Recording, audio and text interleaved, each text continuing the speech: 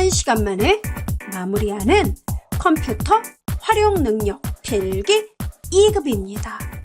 컴활 필기 2급을 접수만 해놓고 시간이 없어서 아직 요약 정리조차 하지 않으신 분들, 또는 만반의 준비 끝났다, 다만 나에겐 파이널 정리할 시간이 필요해, 이런 분들 모두 모이시기 바랍니다. 자, 이 시간에는 제1과목 컴퓨터 일반에 대한 그 첫 번째 내용입니다. 함께 고! 합시다.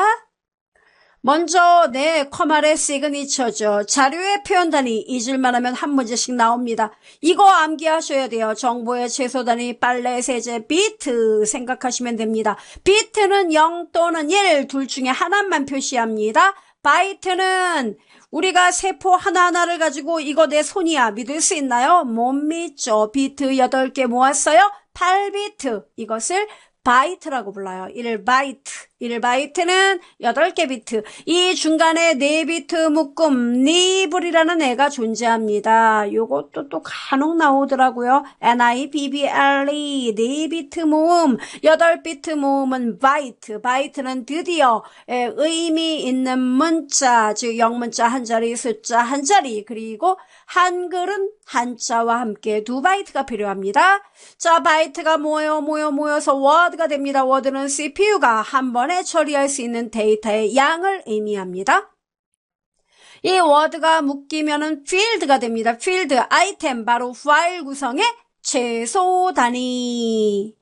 그 다음에 이 필드가 모이면 한 줄, 바로 레코드 정보가 됩니다. 보통 우리가 데이터의 한 행, 이름은 누구고 학번은 뭐고 이렇게 쭉 모아놓은 거, 이걸 레코드. 이 레코드가 모이면 최종 형태, 바로 디스크에 저장할 수 있는 파일이 된다 이겁니다. 우리가 파일 저장하죠? 예. 그 다음에 이 파일의 집합으로 중복을 제거한 데이터의 집합, 이를 데이터베이스, DB 이렇게 얘기하는 거죠. 비트 바이트 워드 필드, 얘네들을 기억하시면 되겠습니다. 그 다음에 문자 코드, 얘도 잊을만 하면 한 문제씩. 특히 올해 우리 시험 무조건 상시 시험이죠. 상시 시험은 계속 본다는 거죠. 보다 보면 어떤 사람은 문자 코드 안 나와서 하나도 안 나와. 어떤 사람은 나오면 어때요? 그거 잘 나와. 그죠? 그렇지만 대략적인 이야기로 보면은 가끔씩 나와요. 특히 ASCII 알아두셔야 돼요. ASCII는 중복됩니다. 네트워크에서도 나올 수 있고요. 바로 우리가 이메일을 보낼 때, 문자를 전송할 때 사용하는 코드가 바로 ASCII예요. ASCII 몇 비트? 7비트. 미국 표준협회 데이터 전송, 이 말 나오면 ASCII 딴 데 눈길 주지 마시고 ASCII 체크하시면 됩니다. ASCII는 7비트이므로 2의 7승 이꼴 128비트의 데이터 전송. 그 다음에 BCD는 그 가장 기본이 되는 코드예요. 6비트입니다. 그런데 데이터를 표현하는 가지수가 정해져 있기 때문에 데이터가 영문자다, 숫자다, 이것을 구분하는 게 존비트인데 존비트가 2비트밖에 없기 때문에 표현할 수 있는 데이터가 많지 못해요. 그래서 BCD 참 좋은데 좀 더 얘를 확장해 볼까? 리모델링 했습니다. 그것이 바로 확장된 BCD, EBCDIC 코드. 얘는 8비트, 얘가 2비트 늘어납니다. 그래서 8비트, 즉 256까지의 서로 다른 문자를 표시할 수 있더라. 됐죠, 여러분?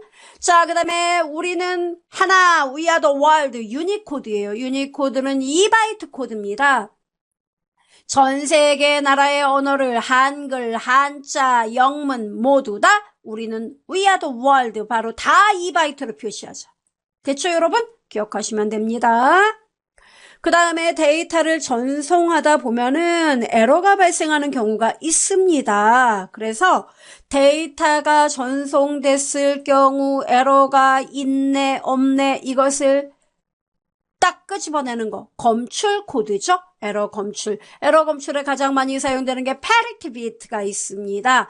근데 얘는 바보예요. 에러가 여기 있어요 하고 알려만 주지 에러를 고치는 거는 못해요. 그래서 이 바보, 내가 검출도 하고 교정도 할게. 그래서 나온 것이 바로 해밍 코드예요. 옛날에 시험에 무지막지하게 나왔는데 요새 약해요. 그렇지만 옛날에 그 느낌, 아우라가 살아 있으니까 해밍, 그 다음에 블러캅, 정마크, 순환중복 이런 거, 순환중복은 영어로 CRC 이렇게 이야기합니다. 이런 애들이 나오면 에러 검출하는 거야. 무조건 에러와 관련 있어. 이렇게 여러분 머릿속에 딱 기억하시면 됩니다. 세부적인 내용 읽으실 필요 없어요. 그렇게 지금 제가 말씀드리는 거 딱 머릿속에 넣어만 두시면 됩니다. 그래도 지금까지 배운 것도 핵심 기출이 나오나요? 당연하죠, 여러분. 핵심 기출 체크 오래된 문제 아닙니다. 저는 제가 강의하는 시점에 가장 따끈따끈한 문제만 그중에서 딱딱딱 뽑아요. 이래봬도 3회, 최신 기출 문제 3회에서 4회 분량이 제가 강의하는 내용에 다 녹아들어 있습니다. 어떤 문제 나왔을까요? 커말의 시그니처예요. 얘 나왔던 문제입니다. 얘도 나왔던 문제예요. 다 나왔던 문제.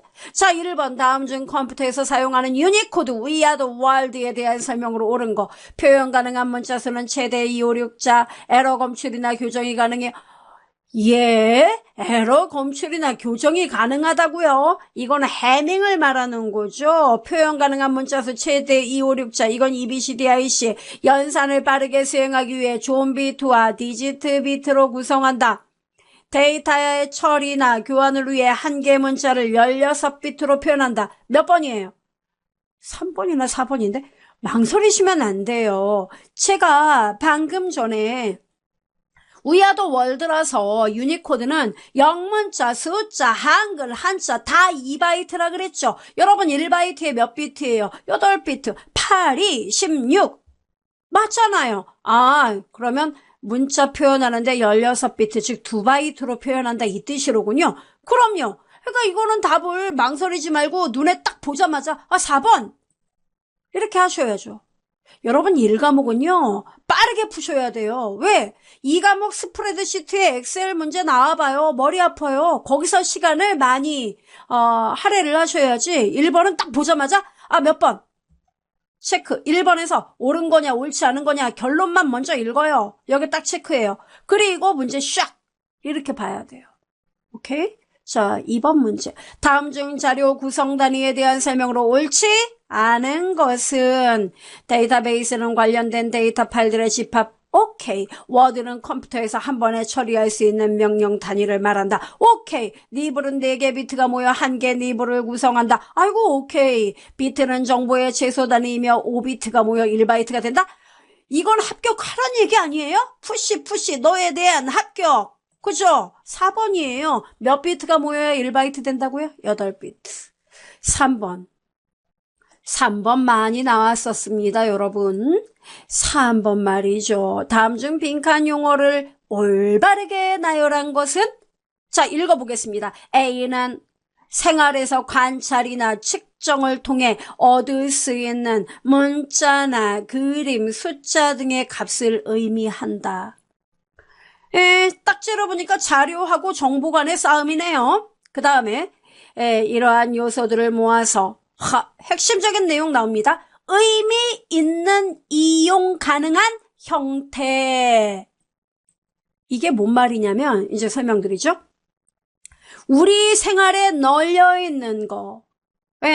그래서 예를 들어 저 사람은 여기 이 편의점이 있다. 여기 이런 A라는 편의점이 있는데 이 집은 내가 관찰을 해보니까 한 2달 동안 관찰을 해봤다. 아침 7시부터 저녁에 12시까지 관찰을 해보니까 이 집에는 아침에는 8시에서 9시까지가 바빴고 그 다음에 오후에는 8시부터 12시까지 계속 바빴어요. 뭐 이런 결론을 얻어요. 그래서 여기서 많이 나가는 거는 주로 어떤 제품이에요. 이런 것들 있죠.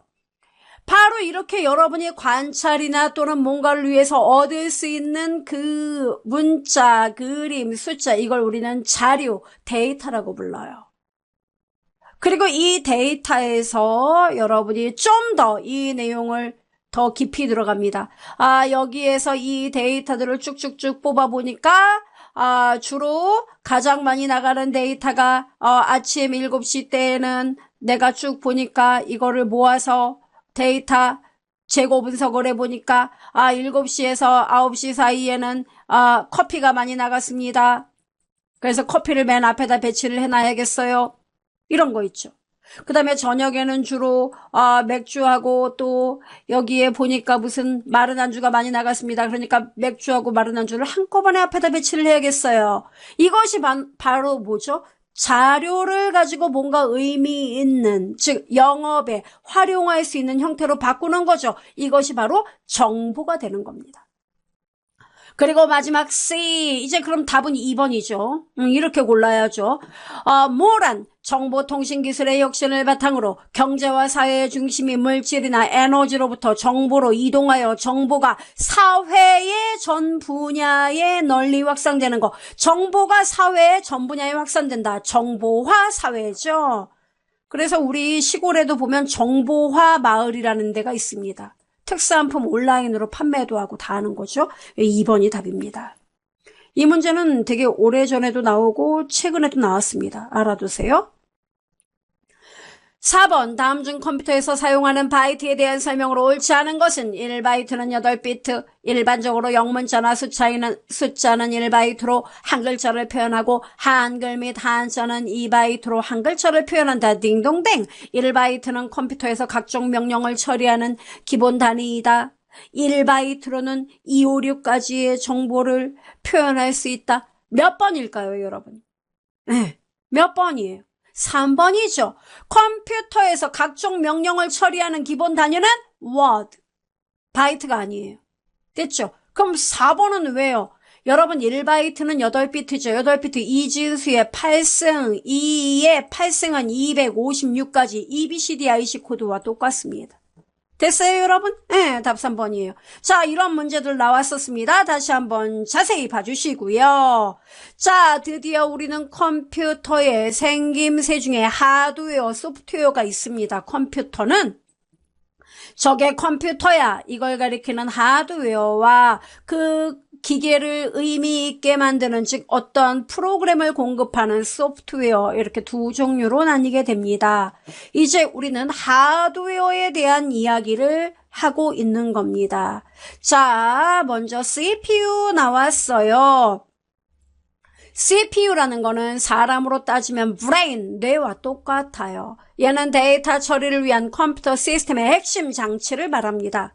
이 CPU는 여러분 많이 들어보셨을 겁니다. 인텔, i3, i5, i7, i9. 예, 이게 CPU 이름이에요. AMD, 이런 거. 이게 다 CPU예요. 그래서 각종 장치를 제어하며 데이터의 산술 및 논리 연산을 수행합니다.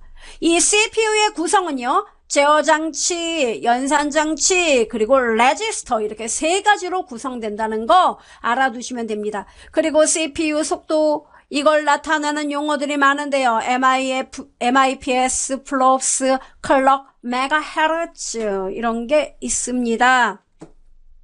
MIPS는 1초 동안 도대체 명령을 얼마나 많이 처리할 수 있니? 100만 단위로 표시한 거고요. 플롭스는 1초 동안의 부동소수점이라는 거는 실수값을 말합니다. 그래서 그 실수값을 얼마나 많이 처리하느냐. 실수라는 건 계산하기 어렵죠. 우리가 2 더하기 3 하면 5 말하지만 0.00345 플러스 0.00785는 물어보면 여러분 지금 말할 수 있나요?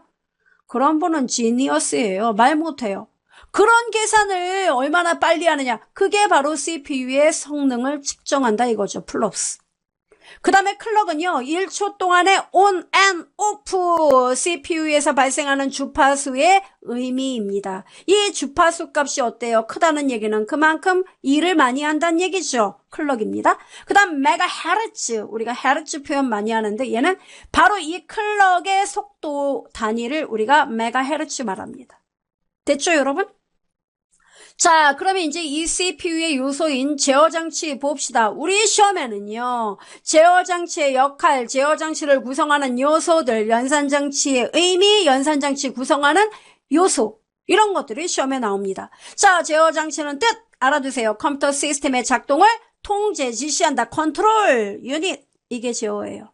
그러니까 시스템의 명령어를 이리 갖고 와라. 명령어 다음에 처리할 거 미리 준비하고 있어. 이 명령어 갖고 와.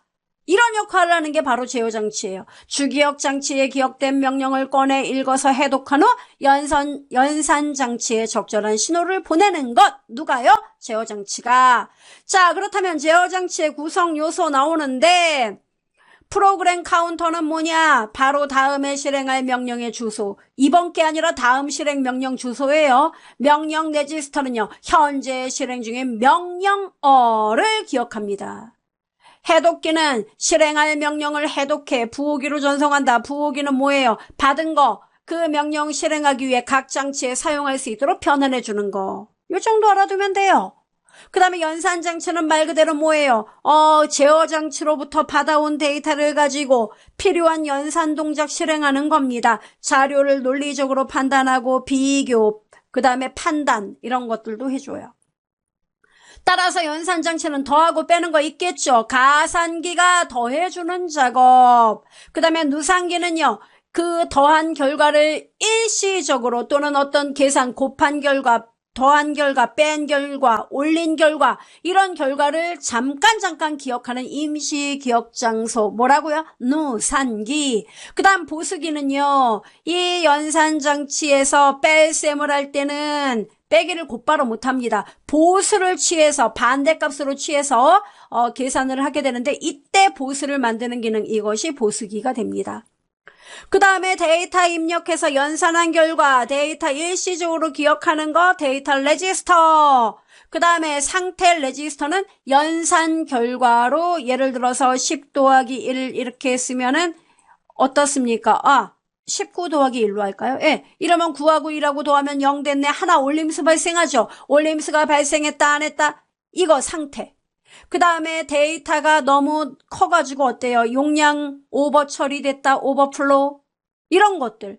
이러한 현재 시스템의 상태 기억하는 거, 상태 레지스터. 이런 것이 연산장치의 요소입니다. 얘하고 구분할 수 있겠죠?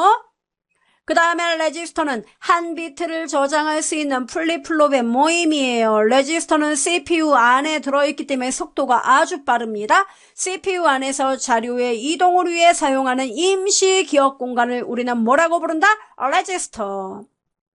주소를 기억합니다. MAR. 내용을 기억합니다. MBR. 그 다음에 명령어 실행 중에 발생하는 CPU 상태를 기억합니다. PSW, 프로그램 상태 워드. 됐죠? 요 정도만 알아두면 돼요. 너무 깊이 들어가지 마세요. 자, 그 다음에 기억장치는 크게 주기억과 보조기억으로 나뉩니다.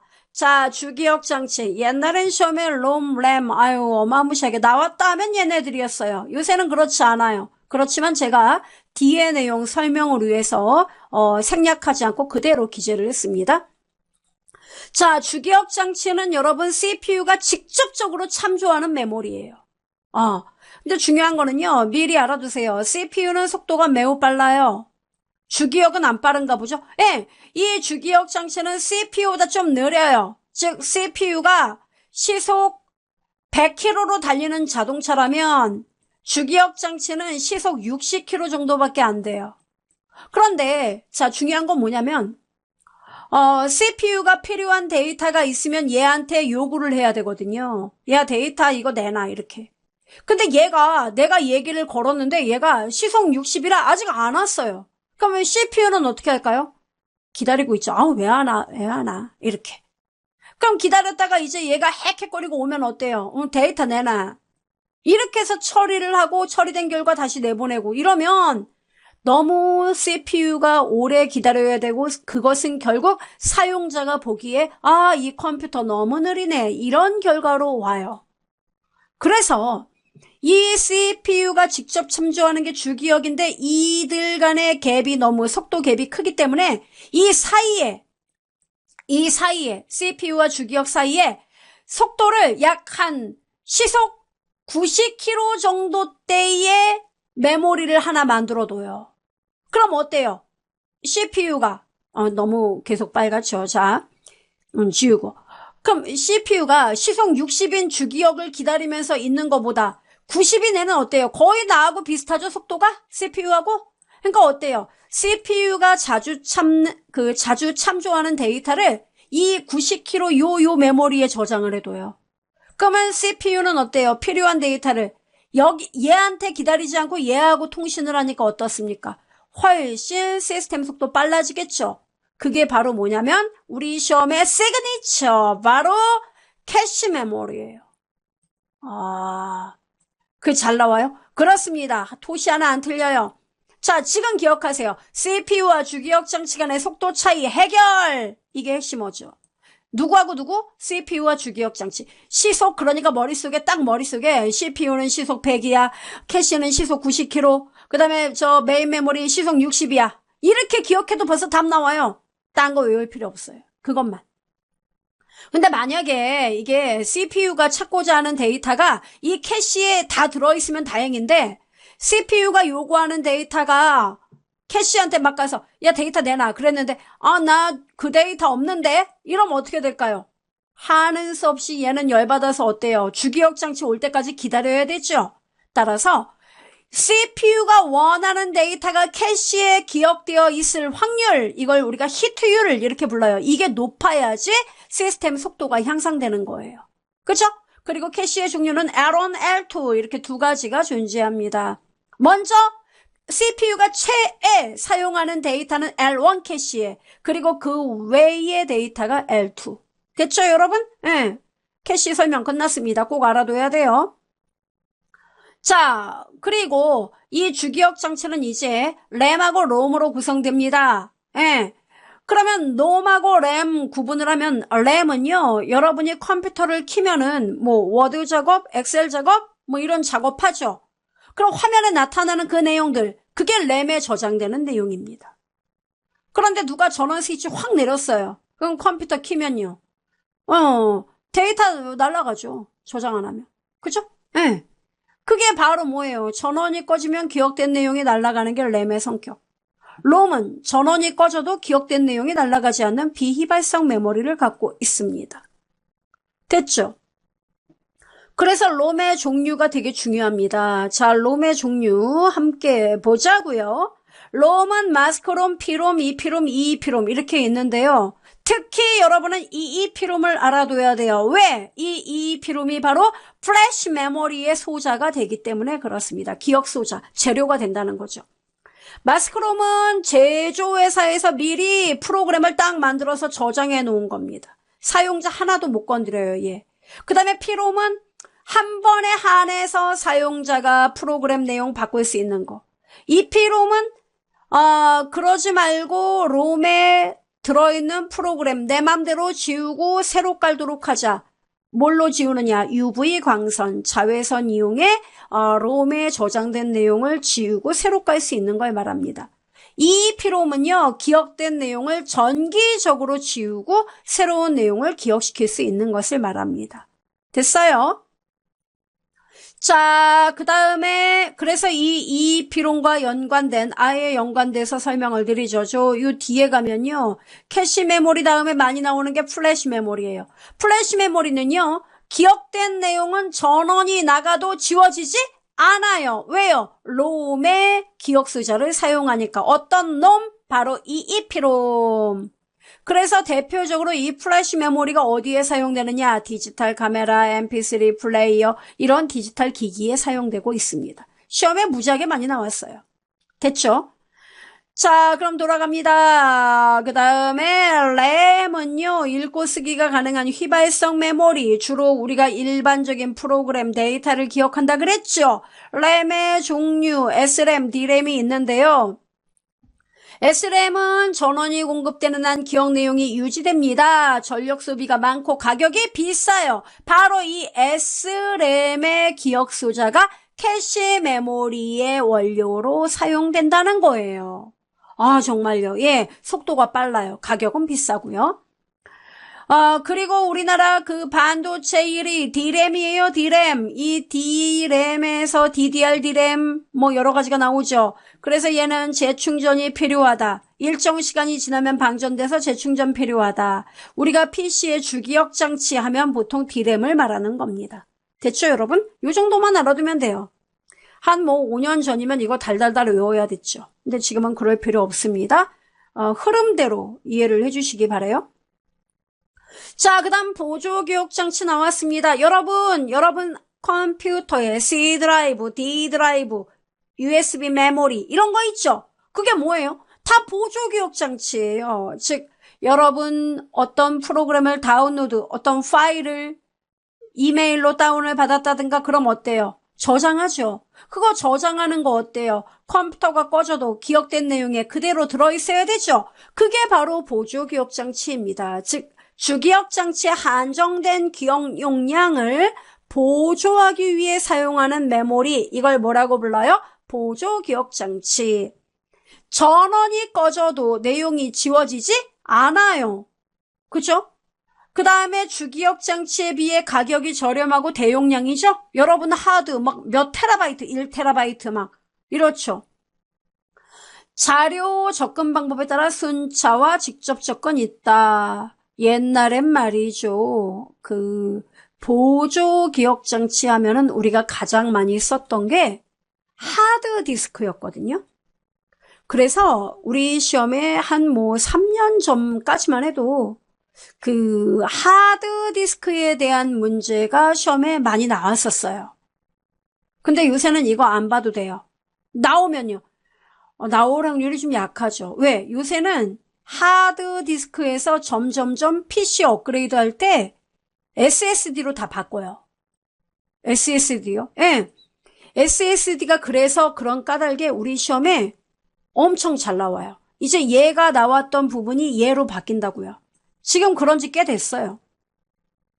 일단은 하드는요, 여러분 휙 회전하면서 데이터가 저장되기 때문에 소음이 커요. 그리고 이 논리적인 영역을 확보하기 위해 C 드라이브, D 드라이브 이렇게 확보하기 위해서 디스크 내부를 파티션 작업을 먼저 해줘야 돼요. 그런데 비해서 Solid State Drive SSD는요, 일종의 얘도 반도체예요. 네. 얘는 메모리의 데이터를 기록하기 때문에 불량 섹터니 뭐니 이런 문제 발생하지 않아요. 그리고 외부에 충격을 줬다 그래서 얘가 망가진다든가 이런 게 없어요. 하드디스크에 비해 발열, 소음, 전력 소모가 적고 외부 충격에 되게 강한 면모를 갖고 있습니다. 그리고 이거 지문 그대로 시험에 나왔습니다. 소형화, 경량화 할 수 있습니다.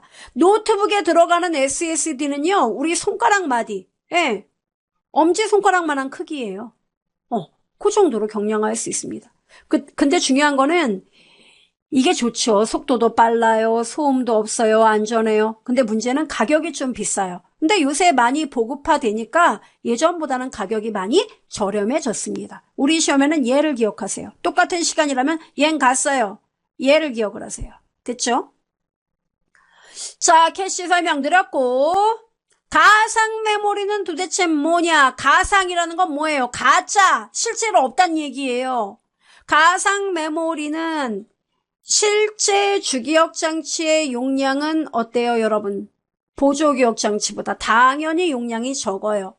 즉, 실제 주기억장치의 용량보다 더 큰 메모리를 사용하기 위해 보조기억장치의 일부분을 주기억장치인 것처럼 사용하는 것, 이걸 뭐라고 불러요? 가상 메모리. 즉, 하드디스크의 일부분, 이 일부분을, 디스크의 일부분을 마치 주기억장치인 것인 양 사용할 수 있는 거. 그건 왜 그렇다고요? 주기억장치의 용량이 어때요? 한계 상황이다 보니까 이 용량을 좀 더, 늘리기 위해서죠. 그래서 기억 공간 향상이 목적이다. 속도와는 상관이 없습니다. 그 다음에 연관 메모리는 이 뜻만 알아두면 돼요. 뭐요? 데이터를 읽어올 때 주소 계산을 하지 않고 내용의 일부를 이용해 데이터를 읽어온다. 내용의 일부 이 말 나오면 연상 메모리 또는 연관 메모리, associative memory. 됐죠? 그 다음에 버퍼는 두 장치 간에 그 속도의 차이가 있을 때 데이터 전송 시 발생하는 속도 차이 해결을 위한 임시 메모리, 입출력에서 많이 사용합니다. 자, 핵심 기출 체크 보도록 하겠습니다. 1번 다음 중 컴퓨터에서 사용하는 캐시 메모리에 대한 설명으로 옳은 것은 옳은 거예요. 보조기억장치의 일부를 주기억장치처럼, 이 말은 뭐예요? 처럼 가상 메모리, 기억된 정보의 내용 일부를 내용 일부 나왔습니다. 이거 뭐예요? 연관 메모리. EEPROM의 일종으로 비발성 메모리. 이건 뭐예요? EEPROM 나오면 플래시 메모리. 그럼 답은 4번이다. 그죠? 제일 긴 거. CPU와 주기억 장치 사이의 위치에 컴퓨터 처리 속도를 향상시키는 메모리. 아유, 맞는 말입니다. 2번, 다음 중 가상 메모리에 관한 설명으로 옳은 거. 가상 나오면 뭐라고요? 주기억 장치 크기보다 더 큰 용량을 필요로 하는 프로그램을 실행해야 할 때 용량 부족하죠. 그래서 보조교육 장치의 일부를 사용하는 거죠. 그래서 주기억 장치 크기보다 더 큰 용량을 사용하는 프로그램 실행해야 할 때 유용하다. 그죠? 2번이에요. 그 다음에 여러분 1번은 뭐예요? 벌써 외웠죠? 플래시 메모리네. 3번은요? 이거 캐시 메모리다. 그죠? 그 다음에 또 두 장치 간의 속도 차이 해결하기 위해 사용하는 임시 저장 공간 버퍼 메모리. 그죠? 3번 다음 중 플래시 메모리에 관한 설명으로 옳지 않은 거 비발성이에요. 정보의 입출력이 자유롭고 전송 속도 빨라요. 전력 소모가 적은 편입니다. 트랙 단위 저장한다. 트랙 섹터는 하드디스크. 3번 다음 중 컴퓨터에서 사용하는 일반 하드디스크에 비해 나왔죠. 속도가 빠르고 기계적 지연이나 에러 확률 및 발열 소음 적고 소형화, 경량화 뭐라고요? SSD, Solid State Drive. 3번. 5번. 다음 중 컴퓨터의 연산장치에 있는 레지스터에 관한 설명으로 옳지 않은 거. 자, 연산장치의 요소들, 가산기, 보수기, 누산기, 데이터 상태 레지스터 기억하고 있어야죠. 이진수 덧셈을 수행하는 가산기가 있다. 오케이. 뺄셈을 수행하기 위해 입력된 값을 보수로 변환하는 보수기가 있다. 오케이. 연산 결과를 일시적으로 저장하는 누산기가 있다. 오케이. 연산에 사용될 데이터를 기억하는 건 데이터 레지스터고 상태 레지스터라는 건 연산에 대해서 오버플로가 발생했다, 올림수가 발생했다. 이것이 상태죠. 답 4번. 그 다음에 6번. 다음 중 여러분 6번, 7번 이런 문제는 시그니처 문제예요. 왜요? 많이 나왔다고요. 자, 컴퓨터의 하드웨어를 업그레이드할 때 수치가 작을수록 좋은 항목은 아주 문제. 하드웨어를 업그레이드할 때 여러분 수치가 적은 게 좋다는 거는 CPU 클럭은 어때요? 그 온앤오프 속도 이거 어때요? 당연히 빨라야죠. 하드디스크 용량도 어때요, 여러분? 500기가보다는 1TB가 더 큰 거죠? 기가 다음에 테라예요. 용량이 큰 게 좋아요. 그 다음에 모뎀 전송 속도. 이건 시대착오적인 문제인데요. 모뎀 전송 속도도 초당 몇 바이트를 전송할 수 있느냐? 또는 몇 기가를 전송하느냐? 만약에 1기가 bps는 뭐예요? 초당 1기가를 데이터를 전송한다는 거고 50기가 bps는요. 초당 50기가를 보낸다는 거예요. 어떤 게 더 빨라요? 당연히 이게 빠르겠죠. 그래서 얘도 큰 게 좋아요. 그렇지만 램의 접근 속도는요. 우리가 보통 그 기억장치의 속도를 밀리세크, 마이크로세크, 나노세크, 피코세크, 펜토세크, 아토세크 뭐 이렇게 얘기를 하거든요. 그럼 밀리세크는 10의 마이너스 3승, 얘는 마이너스 6승, 얘는 마이너스 9승, 얘는 마이너스 12승, 마이너스 15승, 마이너스 18승이에요. 마이너스란 말이에요. 그러니까 어때요? 적을수록 좋은 거죠. 그죠? 그래서 답은 3번입니다. 알아두세요. 자, 7번 문제 보도록 하겠습니다. 7번. 아래는 노트북 사양을 나타낸 것이다. 다음 중 기억에서 리얼에 대한 설명이 옳은 것은 확대해 보겠습니다. 자, 인텔 코어 i5 8세대. 이게 바로 CPU 칩을 말하는 거라고요. 인텔 하면 CPU죠?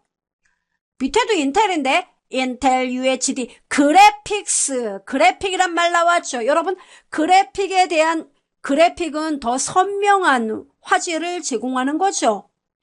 그래서 이거는 디스플레이 크기 해상도 요걸 말하는 거예요. 그 다음에 16GB DDR4 램 이건 뭐예요? 램 주기억 장치를 말하는 겁니다. 즉 저장 장치 종류 DDR4 램이고 16GB다 이거예요. 용량입니다. 그 다음에 SSD 256GB는 보조 기억 장치로 Solid State Drive SSD를 사용하고 얘 용량이 256GB다 이 얘기입니다. 됐어요? 그러면 자, 옳은 것은 몇 번입니까? 그렇죠. 리을 번이 됩니다. 저장 장치 종류와 용량 4번이에요. 됐습니다. 자, 그 다음에 메인보드가 나왔습니다. 자, 메인보드 관련 용어 나왔네요. 메인보드는 우리 그 컴퓨터 그 자체에 이 뚜껑을 열어보면 본체를 구성하는 가장 핵심적인 장치가 바로 메인보드, 다른 말로 마더보드예요. 이 메인보드 안에는 확장 슬롯, 칩셋, 롬바이오스, 포트 이런 애들로 구성되는데요.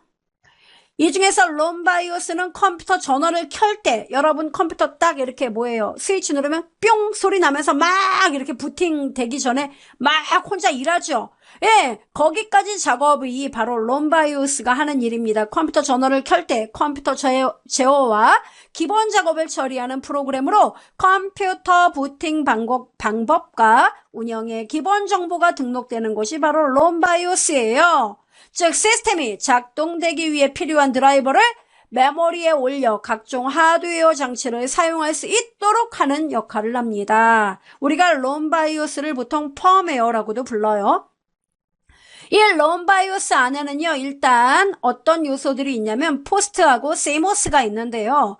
포스트는 시스템에 전원이 딱 공급되면은 그때부터 얘는 컴퓨터의 키보드, 램, 하드디스크 드라이브, 그 다음에 기타 여러 가지 그 주변 기기들 있죠. 이런 것들이 제대로 동작하는지 테스트하는 과정. 이게 포스트 프로그램.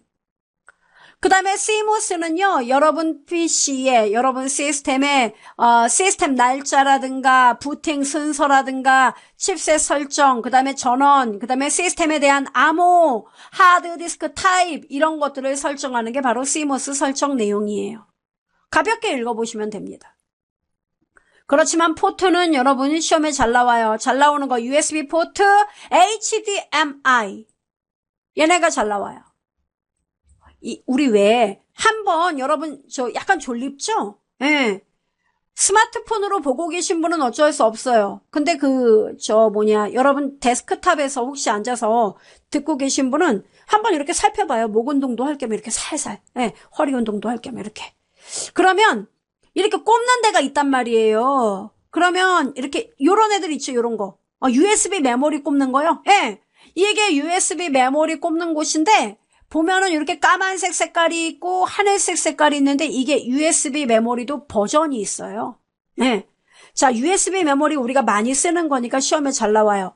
얘는 USB 허브가 있거든요. 그거 이용하면 최대 127개까지 주변 장치 연결 가능하고 핫 플러그 인, 플러그 앤 플레이를 지원합니다. 꽂으면 곧바로 인식해요.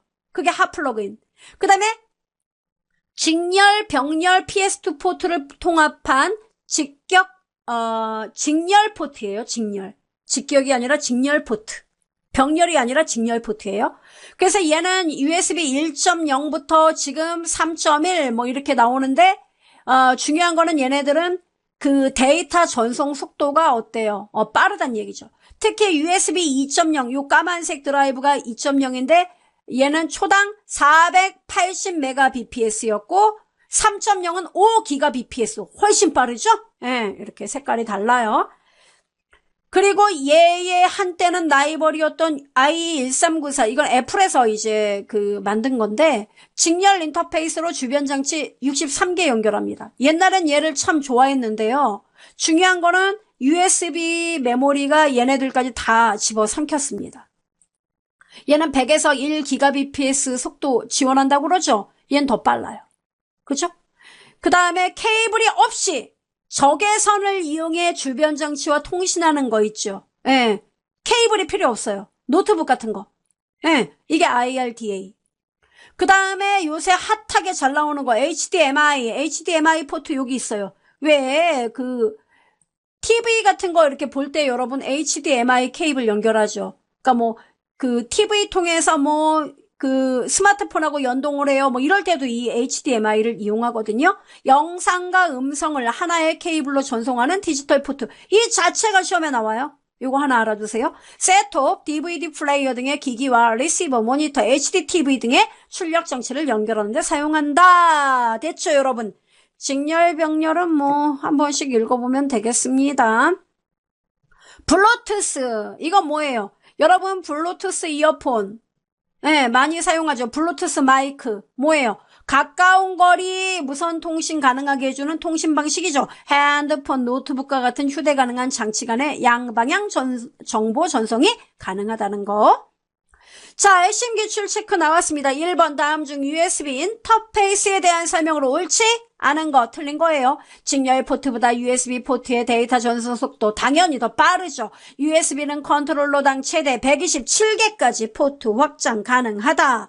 맞습니다. 핫 플러그인과 플러그 앤 플레이 지원한다. 아이고, 맞습니다. 그 다음에 USB 커넥터를 색상으로 구분하는 경우 USB 3.0은 파랑색, 2.0은 검정색. 됐죠? 답 4번. 와, 색깔도 시험에 나오네. 그러니까요. 자, 2번. 다음 중 영상 신호와 음향 신호를 압축하지 않고 통합하여 전송하는 고선명 멀티미디어 인터페이스로 S비디오 컴포짓 등의 아날로그 케이블보다 고품질의 음향 및 영상을 감상할 수 있는 것은 이거 뭡니까? 네, 영상 신호와 음향 신호를 그냥 압축하지 않고 한꺼번에 하나로 전송하는 거죠. 이걸 뭐라고 불러요? HDMI. 됐어요? 네. 3번 다음 중 컴퓨터 CMOS에서 설정할 수 있는 항목으로 옳지 않은 것은 아까 CMOS에서 설정할 수 있는 거 뭐라 그랬어요? 시스템 날짜와 시간, 시스템 암호, 칩셋, 부팅 순서. 그죠? 윈도우즈 로그인 암호는 이거는 우리 그 윈도우에서 어떻게 됩니까, 여러분? 예, 계정이라든가 이런 데서 직접 설정해야 되죠. 따라서 답 4번입니다. 그 다음에 운영체제 개념에 대한 내용이 나왔습니다. 운영체제와 관련한 문제는 우리 시험에 시그니처급이에요. 매번 나와요. 자, 운영체제와 관련해서 성능평가 요소라든가 운영체제 운영 방식이라든가 이런 문제는 아주 고전적인 문제들이에요. 최신 문제에도 나옵니까? 나와요. 좀 이따 풀어볼 겁니다. 자, 운영체제 일단 정의부터 알아볼까요? 시스템의 각종 하드웨어 자원과 소프트웨어적인 자원을 효과적으로 관리하고 운영함으로써 사용자가 시스템을 보다 편리하게 이용할 수 있도록 한 총체적 뭐라고요? 시스템 소프트웨어. 한마디로 운영체제는 프로그램이에요. 소프트웨어입니다. 자, 소프트웨어는 크게 두 가지로 나뉘어져요. 시스템 소프트웨어 그리고 응용 소프트웨어 이렇게 나뉘어져요. 시스템 소프트웨어는 여러분이 컴퓨터를 딱 전원 버튼 눌렀을 때 켜서 여러분이 어떤 아이콘 누르면 뭔가 실행할 수 있게끔 하는 거 윈도우가 깔려 있는 거죠. 바로 이 윈도우 같은 것이 시스템 소프트웨어 운영체제입니다. 네. 이 윈도우가 없다고 생각해 보세요. 여러분하고 컴퓨터 기계 덩어리하고 어떻게 커뮤니케이션이 됩니까? 안 되죠? 네. 그래서 시스템 운영에 꼭 필요한 프로그램은 시스템 소프트웨어. 그 다음 내가 엑셀 작업해야 돼. 근데 여러분 컴퓨터에 엑셀이 안 깔려 있어요. 그럼 어떻게 되죠? 컴퓨터 아예 못 사용하는 거예요? 아니죠. 엑셀 업무와 관련한 작업을 못할 뿐이죠. 그죠? 여러분 컴퓨터에 한글이 깔려있지 않아요. 그럼 어떻게 됩니까? 한글 작업을 못하는 거지 컴퓨터를 끄고 켜는 데는 아무 문제 없어요. 다른 작업 아무 문제 없다고요. 그죠? 즉 내가 어떤 업무에 필요한 프로그램 이거는 응용 소프트웨어. 이해되죠? 구분해 둬야 됩니다. 자, 그러면 운영체제는요, 사용자와 기계 간의 인터페이스, 주거니 받거니, 인터페이스 제공하고 데이터 입출력 관리하고 파일 관리, 그리고 각종 하드웨어 자원 관리, 프로그램 제어를 수행한다. 이런 운영체제의 역할이 있습니다. 자, 운영체제를 좋다 나쁘다 평가하는 요소 4가지가 있으니 4가지 알아둬야 되겠죠. 처리 능력은요, 시스템의 생산성을 나타내는 단위로 일정 시간 동안에, 예를 들어 1초 동안에 A라는 운영체제는 50개 작업을 처리했는데 B는 무려 200개를 처리했어요. 그럼 어떤 게 더 좋아요? 얘가 당연히 더 좋은 걸로 보인다 이거죠. 처리 능력 높을수록 좋아요. 응답 시간은요. A 컴퓨터한테 5 더하기 3이 뭐냐고 물어봤어요. B한테도 물어봤어요. 근데 얘는 1분 있다 답을 해요. 근데 얘는 눈 한번 깜빡할 새에 답할 딱 표시돼요. 어때요? 당연히 여기에 여러분의 만족도가 높아지겠죠. 따라서 응답 시간은 사용자가 어떤 작업을 요구한 후에 그 결과를 얻어볼 때까지의 시간. 짧으면 짧을수록 좋아요. 그 다음에 사용 가능도는 시스템을 얼마나 빠르게 사용할 수 있느냐. 빠른 게 좋겠죠. 그래서 가능도의 증대. 그 다음에 주어진 문제를 얼마나 정확하게 처리하느냐. 신뢰도. 5 더하기 3 했더니 얘가 7이 나왔어요. 얘는 8이에요. 어떤 걸 믿겠습니까? 당연히 얘를 믿겠죠. 신뢰도는 높을수록 좋아요. 처리 능력, 응답 시간, 사용 가능도, 신뢰도. 이 네 가지가 성능평가 요소이다. 알아두고요. 운영체제 운영 방식은 일괄 처리는요. 뭐냐면은 자료를 한꺼번에 모아둬요. 예를 들어 10시가 될 때까지 나는 작업을 처리하지 않겠어. 또는 데이터가 1기가가 될 때까지 난 데이터를 처리하지 않겠어. 이렇게 자료를 일정 시간 또는 일정량이 될 때까지 모아두었다. 한꺼번에 처리하는 게 바로 뭐다? 배치 프로세싱 일괄 처리예요. 그러면 사용자의 불만은 어떨까요? 있겠죠. 왜요? 10시에 작업을 처리한다는데 지금 7시예요. 그럼 어때요? 3시간 기다려야겠네.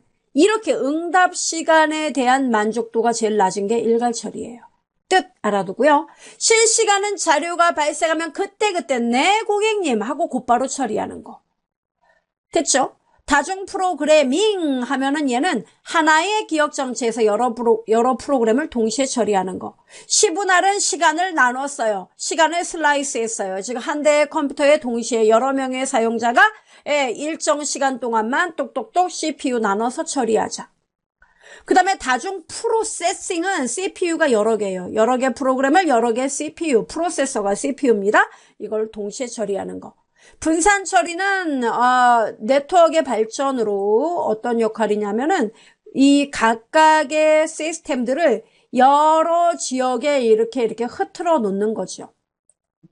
그리고 우리는 We are the world 네트워크로 연결돼 있기 때문에 사용자가 어디서든 언제든 시스템에 접속하면은 여기에 있던 자료도 실시간으로 보여주고 여기 있던 자료도 보여주는 이런 시스템. 이게 분산 처리예요. 됐죠, 여러분? 알아두시고요. 소프트웨어 구분. 이런 문제 시험에 나오면 보너스로 무조건 맞아줘야 돼요. 잘 나와요. 자, 여러분. 우리 오피스 프로그램 있죠? 네. 엑셀, 워드, 파워포인트 이거 들어있는 MS 오피스. 이거 어때요? 무료예요? 아니죠. 돈 내고 사야 되죠. 난 학교에서 쓰는데 학교도 분명히 라이센스를 받은 거예요. 우리 회사는요. 우리 회사도 당연히 그 프로그램 산 거예요. 이렇게 정식으로 대가, 즉 돈을 지불하고 사용해야 되는 프로그램, 이거를 상용 프로그램. 쉐어웨어는요, 기능 혹은 사용 기간이 제한돼 있어요. 45일 동안만 사용하세요. 그리고 그 이후에는 돈을 받도록 하겠습니다. 됐죠? 이게 쉐어웨어. 그 다음에 아니면은 사용하는데 그 프로그램에 아주 핵심적인 기능이 있죠. 몇 가지. 이거를 막아놓는 거예요. 그 막아놓고 어때요? 이 기능 필요하면 돈 주고 사. 이게 쉐어웨어. 그 다음에 공개는 뭐냐면요. 무료로 사용해. 이 프로그램 무료로 써도 돼. 이게 공개 소프트웨어. 됐죠? 데모는 우리 게임에서 많이 보셨죠? 정식 프로그램 기능을 홍보하기 위해서 사용 기간을 제한한 프로그램 데모예요. 그 다음에 패치는 반창고를 생각해요. 반창고 뭡니까? 어디 아픈데 붙이는 거죠? 그죠? 어디 다쳤어요? 네, 거기다 반창고 띡 붙이는 거죠. 반창고 뭐냐면 이미 프로그램을 제작해서 사용자들에게 다 배포를 했어요. 우리 프로그램 이런 거 써봐요 하고 배포했는데 갑자기 여기저기서 난리가 난 거예요. 왜요? 오류가 발생했습니다. 또는 버그가 발생했어요. 오류, 버그 뭐 똑같아요? 이런 게 발생해서 너무너무 불편합니다. 막 항의가 막 들어오죠. 그래서 어때요? 알았어. 그래서 현재 이 프로그램의 문제점 오류를 샥샥샥 수정합니다. 수정해서 보다 견고한 프로그램으로 만들고 이거를 자 사용하세요 하고 나눠주는 거. 이게 뭐예요? 바로 패치. 반창고 버전. 오케이?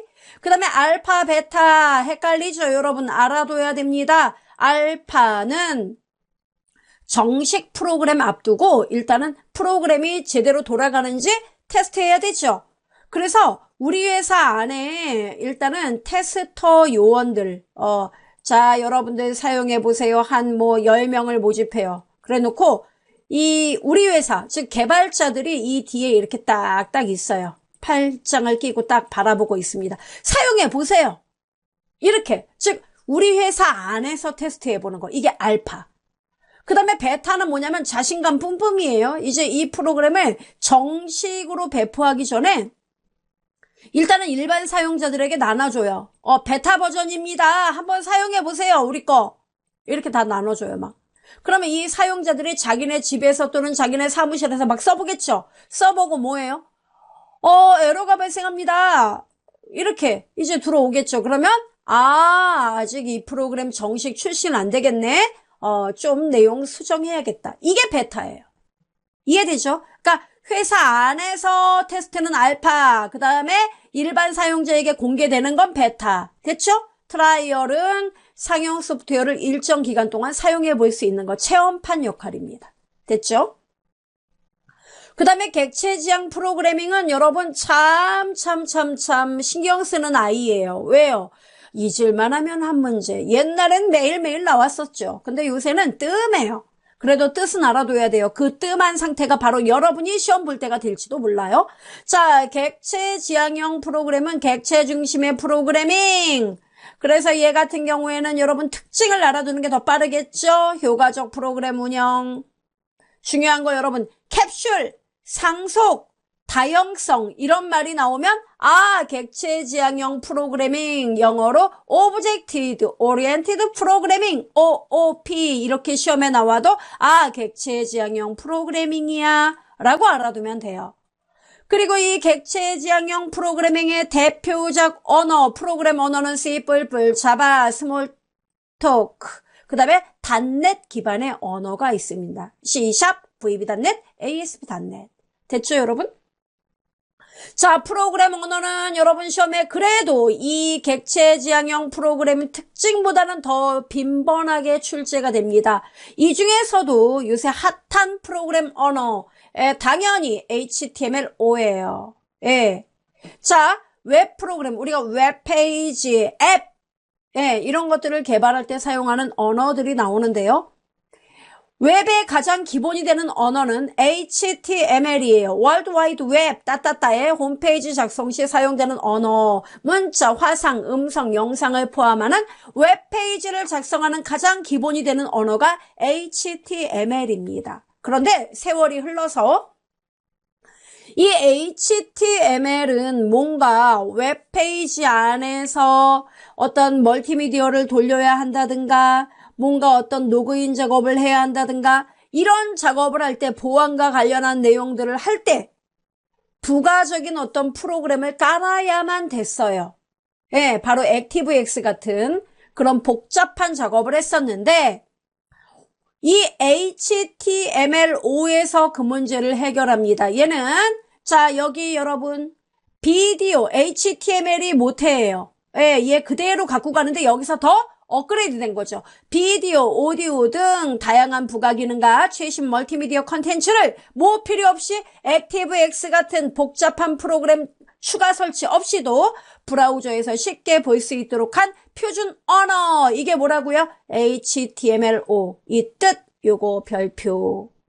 그 다음에 VRML은요. 옛날에 많이 나왔죠. 여기서 V는 버추얼이에요. 3차원 도형.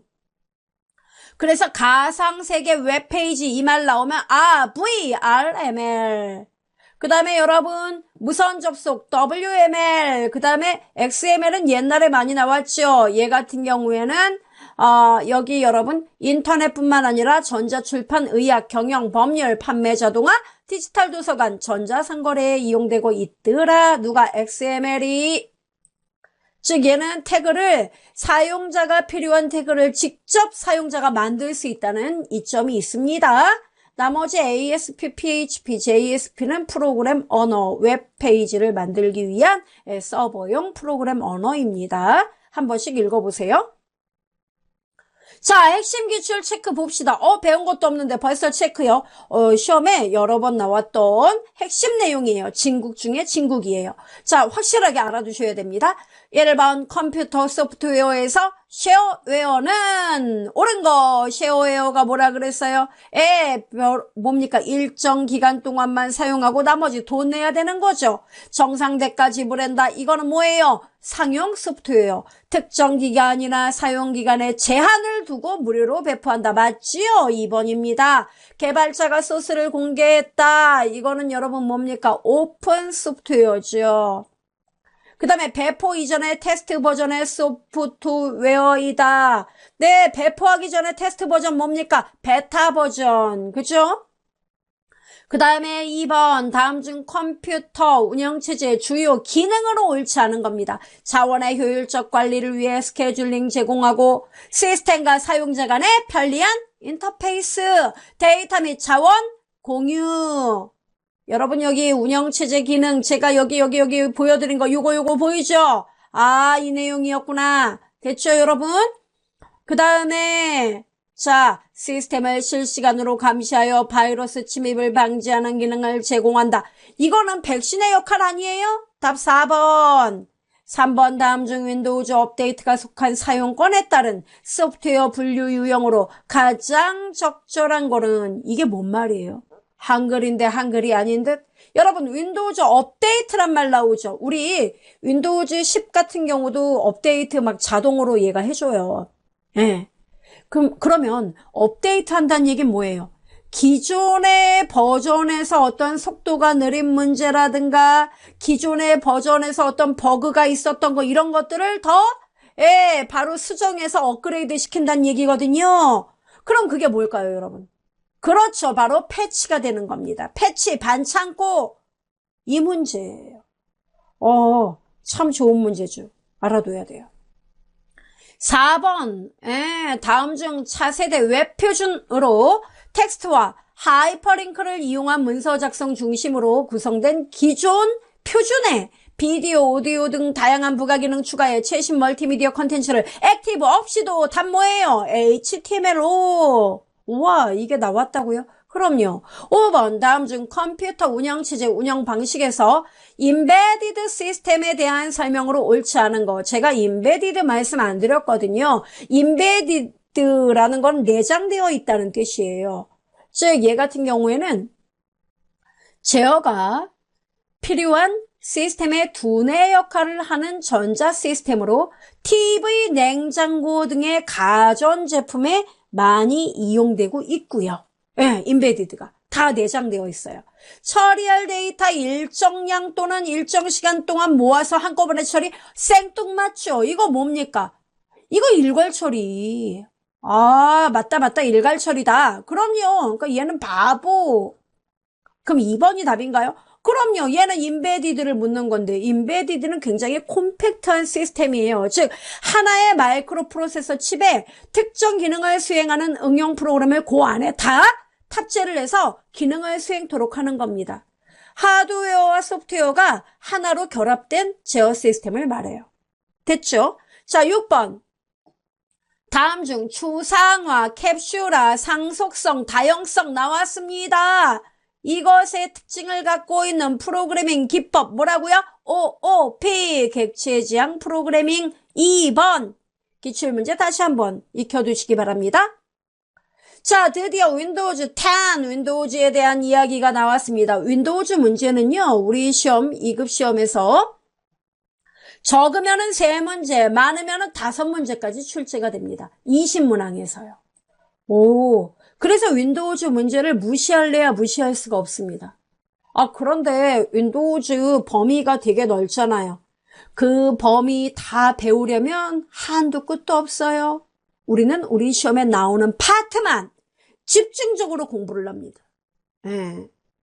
자, 그러니까 통상적으로 많이 나오는 거죠. 자, 바로가기 아이콘도 그 중에 하나예요. 바로가기 아이콘이 뭡니까?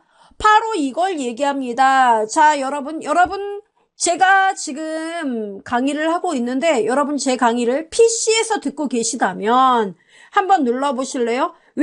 여러분 키보드에 윈도우 로고 키 있죠? 윈도우 로고랑 알파벳 D 동시에 눌러요. 그럼 바탕화면 뜹니다. 그러면 여기 이렇게 꺾은 화살표 표시 있죠? 이게 바로 바로가기 아이콘이에요. 그러면 제가 여쭤볼게요. 이 바로가기 아이콘이 원본 데이터일까요? 아니에요. 원본 데이터는 어디 있는지 몰라요. 꽁꽁 숨겨놨어요. 그리고 여러분이 이 바로가기 아이콘을 더블 클릭하면 어떻게 됩니까? 곧바로 프로그램이 아시다시피 실행이 된다고요. 오케이? 정말 실행되고 있죠. 바로 그거예요. 그래서 바로가기 아이콘에 대한 특징, 이렇게 닫기 필요 없어요. 이렇게 따라서 바로가기 아이콘은 원본을 자극하여 실행하도록 하는 다리 역할이에요. 오케이? 그래서 특정한 파일이나 폴더 위치에 대한 정보를 담고 있는 파일로 확장자는 뭐다? LNK. 자, 특징은요. 보시다시피 왼쪽 아래 꽉 낀 화살표가 있었죠. 파일, 폴더, 디스크 등 여러 항목에 대해 바로가기 아이콘 만들 수 있고요. 하나의 원본 파일에 대해 원본이 바로가기가 아니기 때문에 원본 파일에 대해 여러 개의 바로가기 아이콘 만들 수가 있고요. 이름도 나름대로 바꿀 수가 있습니다. 바로가기 아이콘을 2번 누르기를 하면 해당 프로그램 실행됐지요? 그 다음 바로가기 아이콘 삭제하면 원본이 날아갑니까? 아니죠. 원본이 아니기 때문에 원본 파일이나 폴더가 전혀 삭제되지 않습니다. 그 다음에 바로가기 아이콘을 이동해도 원본 파일이나 폴더 위치에 대한 정보가 변경되지 않아요. 왜? 원본이 아니기 때문에. 그래서 이것도 알아두고 그 다음 2번째 생성 방법, 우리 시험에 잘 나와요. 자, 바로가기 아이콘은요, 원본에서 오른쪽 버튼 눌러서 어때요? 바로가기 만들기 이렇게 눌러도 바로가기 아이콘 만들어지고요. 또는 마우스 오른쪽 단추 이용해 원본 개체를 원하는 곳으로 끌면 그곳에 바로가기 아이콘이 만들어져요. 그 다음 우리 시험에 잘 나오는, 되게 많이 나왔어요. 컨트롤 키하고 시프트 그리고 해당 원본을 끌고 원하는 곳에 갖다 놓으면 그 자리에 바로가기 아이콘이 생겨요. 또 바로가기 아이콘을 또 다른 곳에 복사해서 붙여 넣어도 또 바로가기 아이콘이 생깁니다. 됐죠? 이런 것들이에요. 알아두면 됩니다. 그 다음 또 못지않게 잘 나오는 게 바로가기 키, 단축키. 여러분 바로가기 키, 이 단축키는요 우리 시험에 잘 나와요. 예. 자, 단축키. 제가 이번 시험, 이제 앞으로 시험을 트렌드를 예측해 본다면, 이 Alt키는 기존에 이제 많이 나왔던 애들이에요, 얘네들. 물론 기출문제에서 얘네들 많이 다루고 있어요. 알아둬야 되겠지만, 앞으로 확실한 내용은 얘네들 비중이 점점 높아지지 않을까 싶어요. 자, 이 중에서 방금 전에 제가 눌러보라고 했던 윈도우 로고키. 여러분 키보드에 이거 있죠? 동그라미로 있을 수 있습니다. 요렇게. 예. 이거랑 D 누르니까 뭐예요? 바탕화면 떴죠? 그럼 바탕화면 단축키였어요. 그 다음에 윈도우 로고랑 E 눌러봐요. 이걸 외우려고 하지 말고 하시면서 눌러봐요. 왜? 졸리거든요. 예. 이 온라인 가만히 앉아서 듣는다는 거 보통 일 아니에요. 예. 자, 윈도우랑 E 뭐예요? 파일 탐색기 실행하는 거. 눌렀어요? 예. 그 다음에 윈도우하고 뭐예요? I 뭐예요? 설정 작업. 이 설정이란 메뉴가 말이죠. 윈도우 7에서는 제어판에 대한 문제가 우리 시험에 압도적으로 나왔다면 이제는 굿바이예요. 이제는 설정에 대한 문제가 우리 시험에 계속 나오는 거라고요. 예. 그래서 윈도우하고 I 눌러봐요, 여러분. 이렇게. 제가 지금 눌렀어요. 이게 설정. 네. 여기서 시험에 나온다고요. 됐죠? 그 다음에 윈도우하고 L. 이건 뭐예요? PC 잠금 또는 계정 전환. 그 그 다음에 윈도우하고 M은요, 모든 창을 최소화한다. 윈도우하고 R은요, 실행 대화 상자를 열겠다. 윈도우하고 S, 여러분 얘 알아둬야 돼요. 윈도우 S요? 네. 윈도우 로고랑 S를 누르면 검색창이 열려요. 검색 상자, 윈도우 S. 자, 이게 바로 검색 상자예요. 여기 검색 상자 보이죠? 이게 우리 시험에, 왜냐면 윈도우 10에서는 검색 상자, 여러분 검색 상자 많이 이용하지 않아요? 저는 상당히 많이 이용하거든요. 어떤 앱을 검색할 때, 예, 그럴 때 정말 유용해요. 그래서 검색 상자는 시험에 잘 나올 거고 윈도우 로고 S 단축키 알아두셔야 돼요. 그 다음에 윈도우 로고 Shift S는 스크린샷 실행. 그 다음에 윈도우 탭, 이거는 실행 중인 여러 작업 프로그램을 하나면에서 다 보는 거. 그 다음에 윈도우 A는 알림, 띵동, 알림 센터예요. 됐죠? 요거 꼭 암기. 특히 제가 별표한 거, 이런 거, I, S 잘 알아두셔야 됩니다. 한 번 더 눈으로 콕콕콕 도장 찍으세요. 그 다음에 작업 과정에서 많이 사용하는 단축키 나왔죠? F2는 이름을 바꾸는 거, F3은 파일이나 폴더를 검색할 때, 찾을 때 사용하는 겁니다. 그 다음에 여기 여러분 컨트롤 C는 복사, 컨트롤 V 붙여넣기, X 잘라내기, A는 모두 선택, 컨트롤 Shift ESC 이거 3개 누르면 뭐라고요? 작업 관리자를 실행합니다. 별표. 그 다음에 컨트롤 Z는 실행 취소, 컨트롤 ESC 또는 윈도우 로고 누르면 뭐다? 시작 단추 실행. 컨트롤과 ESC 눌러봐요. 지금 저 눌렀어요. 어때요? 아, 시작 단추 실행한 거예요. 또는 윈도우 로고 키만 눌러도 실행됩니다. 그 다음에 Alt 탭은 프로그램 간의 작업 전환, Alt ESC는 프로그램 간의 작업 전환인데 얘는 정보를 표시, 얘는 안 하고, Alt 엔터는 속성창 여는 거, Alt 프린트 스크린은 현재 사용 중인 창만을 클립보드로 복사, Shift 딜리트는 휴지통 굿바이, 나 곧바로 삭제할게, 완전 삭제, 컨트롤 Alt 딜리트는 작업 관리자 호출 시수행.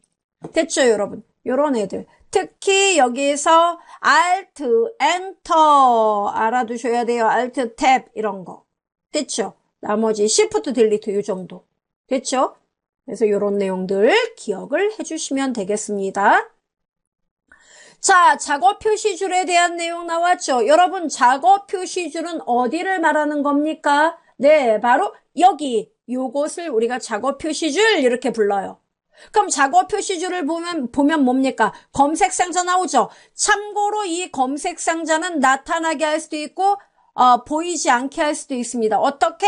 작업 표시줄 바로가기 메뉴에서 검색 메뉴에서 숨김 또는 검색 상자 또는 아이콘으로 표시할 수 있습니다. 이렇게.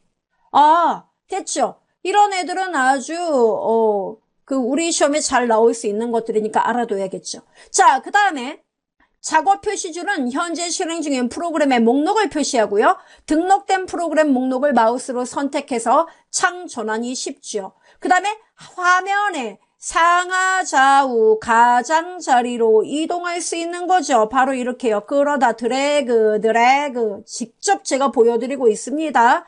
아, 네. 이렇게. 기본은 어디예요? 아래쪽. 그 다음에 작업 표시줄에 프로그램 단추들을 작은 아이콘으로도 표시할 수 있는 거죠? 예, 많이 사용하는 앱은 여기서 이렇게 배치하고 누르면 실행되도록 하는 거죠. 그 다음에 작업 표시줄 잠금이 지정된 상태에서 마우스 드래그 이동해서 작업 표시줄의 크기, 위치 조정 못해요. 됐죠? 자, 중요한 건 이겁니다. 작업 표시줄의 설정은 어디에서 한다? 윈도우 로고 I 설정에, 자, 설정 들어갑니다. 개인 설정 보이십니까? 예, 개인 설정 들어갑니다. 개인 설정에 들어가면 참고로 개인 설정의 메뉴 완벽하게 알아두셔야 됩니다. 개인 설정 왼쪽에 서브 메뉴 나오죠? 자, 이 중에 작업 표시줄 보입니까? 눌러요.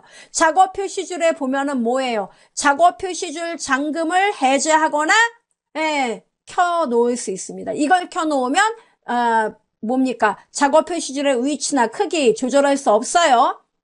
참고로 작업 표시줄의 크기는 2분의 1까지 늘릴 수가 있습니다. 화면의 2분의 1. 그 다음에 요거 저는 일단은 끄겠습니다. 그 다음에 데스크탑 모드에서 작업 표시줄 자동 숨김 할 건지 여부.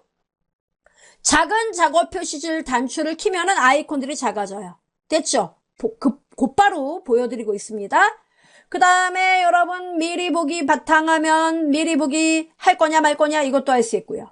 그죠 여러분? 예. 그 다음에 여기 그 기존의 명령 프롬프트를 윈도우즈 파워셀로 변경할 건지 여부도 우리가 체크할 수 있습니다. 그 다음에 화면에서의 작업 표시줄의 위치 여기서도 조절할 수 있고요. 작업 표시줄 단추를 하나로 표시할 거냐 어떻게 할 거냐 이것도 물어볼 수 있습니다. 됐죠? 이런 것들을 여기서 지정을 할 수 있어요. 어디서? 설정의 개인 설정의 작업 표시줄에서. 됐죠? 또 하나 여러분 여기 보시면 또 뭐가 있냐면은 이제 요거 완벽하게 알아두셔야 되겠고 시작 메뉴 나오죠. 시작 메뉴는 여러분 시작 단추를 얘기합니다. 모든 작업이 시작되는 곳이 시작 단추예요. 자 얘도 컨트롤 ESC 아까 말씀드렸습니다. 또는 작업 표시줄에 시작 단추 누르면은 실행됩니다. 자, 자주 사용하는 프로그램을 시작 메뉴에 추가해 빠르게 실행할 수 있겠죠. 시작 단추에 대한 모든 설정 작업은 설정에 어디요? 개인 설정의 시작 단추를 클릭하면 됩니다. 즉 잠깐 보여드리죠. 여러분 컨트롤 ESC 누르면은 이게 시작 단추인데 여기에 이 앱을 여러분이 표시할 건지 말 건지 이 모든 설정은 어디에서 한다? 참고로 시작에서 설정을 눌러도 됩니다. 윈도우 로고랑 I 눌러도 되고요. 자, 들어가면 개인 설정에 어디서 들어간다고요? 시작! 이거 눌러야 된다고요. 그럼 여기에서 시작 메뉴에서 앱 목록을 만약에 꺼버리면 자, 보세요. 앱이 안 떠요. 오케이? 이 얘기예요. 이거를 할 수 있다고요. 켜고. 그 다음에 최근에 여러분이 설치한 앱을 표시하겠다? 이걸 켜면 돼요.